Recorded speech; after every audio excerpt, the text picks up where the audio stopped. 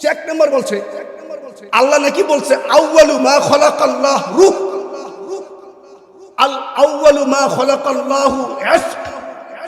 আল্লাহ নাকি বলছে যে আল্লাহ প্রথমে রূহ বানাইছে।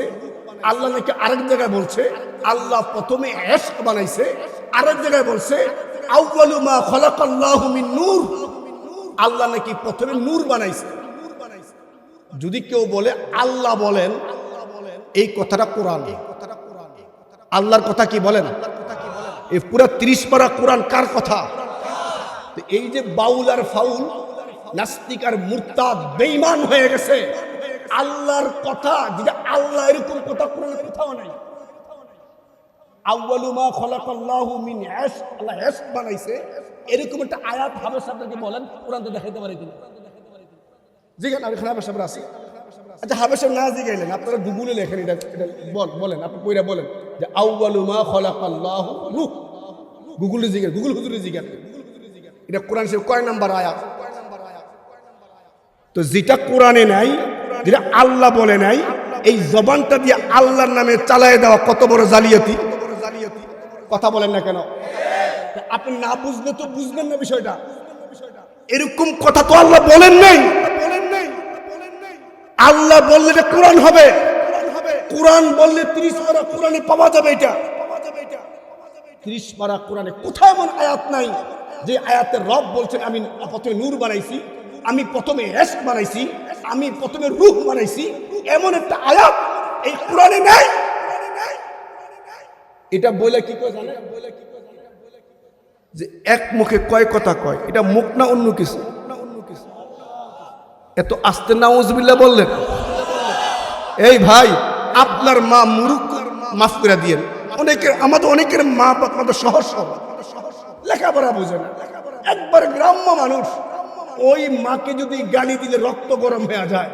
যে রব আমাকে চোখ দিলেন, যে রব আমাকে হাত দিলেন, যে রব আমাকে চোখ দিলেন, যে রব আমাকে ব্রেন দিলেন, যে রব আমাকে হাঁটার ক্ষমতা দিলেন, বলার ক্ষমতা দিলেন, যেই রব আমাকে শ্বাস প্রশ্বাসের ক্ষমতা দিলেন, যেই রব আমাকে প্রতিনিয়ত খাওয়াচ্ছেন, প্রতিনিয়ত কুতুটি নজর দিয়া চাদর দিয়া ঢাইকা পালছেন, ওই রবেরটা খাইয়া, ওই রবেরটা কইরা, রবের জমিনে থেকে রবের দেওয়া সূর্য গ্রহণ করা, রবের আলো বাতাস গ্রহণ করা, ওই রব কিনা কোরআনে কথা বলা লক্ষ লক্ষ মুসলমান কখনো মানবে না,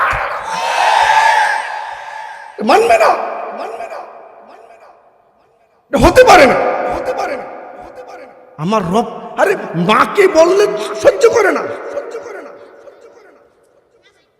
কোরআনে তাফসীরি কিতাবে এসেছে, হযরত আবু বকর রাদিয়াল্লাহু তাআলা আনহু,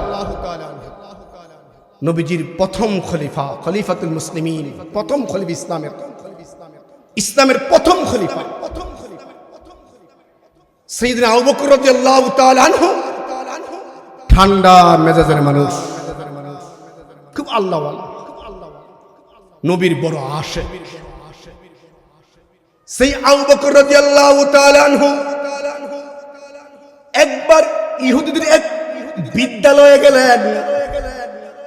ইহুদিরা যেখানে ইলম চর্চা করে, জ্ঞান চর্চা করে, এমন একটা জায়গায় গেছে।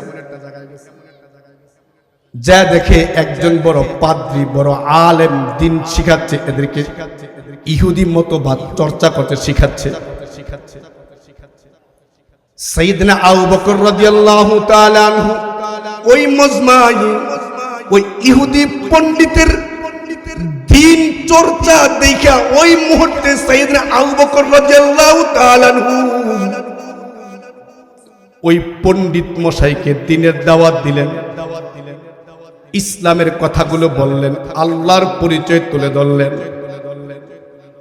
আল্লাহর পরিচয় তুলে ধরার পর ওই ইহুদি পণ্ডিত, ওই ইহুদি আলেম সাইয়েদনা আবু বকর রাদিয়াল্লাহু তাআলা আনহু ঠান্ডা মেজাজের মানুষ। সাইয়েদনা ওমর তো কিছু উল্টা পাল্টা দেখলেই মেজাজ গরম, কিন্তু সাইয়েদনা আবু বকর এমন না, ঠান্ডা মেজাজের মানুষ, খুব নরম সরম হয়ে চলেন। উনি ইহুদিকে দাওয়াত দিবার গেলেন, উনি দাওয়াতটা গ্রহণ তো করলেনই না, উল্টা আল্লাহর বিরুদ্ধে তুহমত দিয়া দিলেন।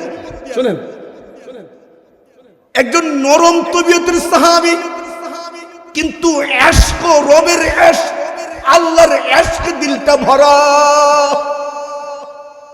এরকম একজন ব্যক্তির সামনে, সাইয়েদনা আবু বকরের সামনে ওই ইহুদি আলেম আল্লাহর ব্যাপারে বলতেছে, ও আবু বকর, তুমি এমন এক রবের প্রচার করতেছ, তোমার রব তো ফকির। বলেন না, কি বলছে বলেন না, তোমার রব তো ফকির, তোমার রব তো ফকির। এই কথাটা কিন্তু একটু সহনীয়, বোঝা যায়, একটু মার্জিত। আল্লাহর যদি বলা ঠিক না, কিন্তু উনি যে শব্দটা প্রয়োগ করছেন এটা মার্জিত সম্পূর্ণ, রুচি সম্পূর্ণ, যে তোমার রব তো ফকির। সাইয়েদনা আবু বকর নরম তবিয়তের মানুষ, কিন্তু কলবটার মধ্যে আল্লাহর মুহাব্বতে ভরা। সেই মুহাব্বতের রব, যার প্রতিনিয়ত যেই রবের দয়ায় আমি আপনি বেঁচে আছি, ওই রবকে ফকির বলতে নরম আবু বকর গরম হয়ে ওই ইহুদি পণ্ডিতের গালে কাবাল লাগাইতে দেরি নাই। নরম আবু বকর গরম হইতে দেরি নাই, উনি থালা লাগাইয়া দিলেন। কাবাল লাগানোর পরে পণ্ডিত আল্লাহর নবীর দরবারে চলে আসছেন। পয়গম্বর, আপনার আবু বকর আমাকে এই এই আঘাত করছে। আল্লাহর পয়গম্বর বলেন, আবু বকর তেমন গরম না। নাম মাইরা বলছে। আল্লাহর পয়গম্বর বলেন, যে মাইরাও থাকে স্বাভাবিক তো এমনি মারে না। আপনি কি করছেন? বেঈমানরা সাক্ষী রেডি, ইমান নাই, তাই আল্লাহর ভয় নাই। মুহূর্তের মধ্যে সাক্ষী জোগাড় করে ফেলছে, আর বলতে, এই দেখেন সাক্ষী প্রস্তুত। আমাকে আপনার আবু বকর অন্যায় ভাবে আঘাত করছে, আমি কিচ্ছু বলি নাই। কিন্তু আবু বকর বলেন, না পয়গম্বর, ওকে ইসলামের দাওয়াত দিতে গেছিলাম, ও আমার রবকে ফকির বলে গালি দিছে। আমার রব তো ফকির না, আমার রব তো ধনীর ধনী। আমার রবকে বেজ্জতি করছে, আমার রবকে নিয়ে, আমার আশিককে নিয়ে আমি যার লাগে জীবন দেওয়ার লাগে প্রস্তুত, আমি যার লাগে দুনিয়া ছাড়তে প্রস্তুত, আমি যার জন্য সন্তান ছাড়তে প্রস্তুত, আমি যার জন্য বিবি সন্তান সব ছাড়তে প্রস্তুত। এরপর আল্লাহকে বেরাজি করতে রাজি না। আমার রব যেমনে বললে রাজি হয়, আমি অমনে করতে রাজি। সে রবকে গালি দিছে ফকির বইলা, আমি বরদাস্ত করতে পারি নাই, আমি থাপ্পড় লাগাইয়া দিছি। ইহুদি বলে, না না, আমি এমন শব্দ বলি নাই, আমার সাক্ষী রেডি। সাইয়েদনা আবু বকর সাক্ষী রেডি, ইহুদি বলে সাক্ষী রেডি। আল্লাহর পয়গম্বর বলেন, আবু বকর, আমি জানি আপনি বলেন নাই, আপনি তাকে এমনি এমনি আঘাত করেন নাই, কিন্তু এই লোকটা যে আমার রবকে ফকির বলে গালি দিছে, সাক্ষী আনেন। আবু বকর বলে, পয়গম্বর, আমার সাক্ষী নাই সেখানে, ওরা সব বেঈমানরা ছিল। আল্লাহর পয়গম্বর আদালতের রায় দিয়া দিলেন, তাহলে তোমাকে ইহুদি এমন দূরে একটা থাপ্পড় মারবে। দুনিয়ার সাক্ষীর অভাবে একটা সত্য বিচার নষ্ট হয়ে যাচ্ছে। ওই মুহূর্তে জিব্রাইল জমিনে চলে আসছে। জমিনে চলে এসে বলে, লাকাদ সামিআ আল্লাহু কাওলাল্লাযীনা ক্বালু ইন্নাল্লাহা ফাকীর ওয়া নাহনু আগনিয়া।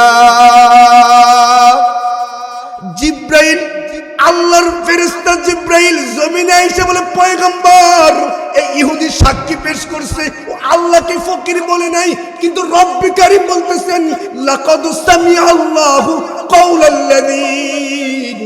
এই যে এরা আল্লাহকে ফকির বলছে, নিজেকে ধনী বলছে, দুনিয়ার কেউ না শুনলো, আমার রব বলতেছে, রব শুনেছে। আরো জোরে বলেন না সুবহানাল্লাহ, আরো জোরে বলেন না সুবহানাল্লাহ। নরম নরম আবু বকর আল্লাহকে ফকির বলছে তাই বরদাস্ত করে নাই।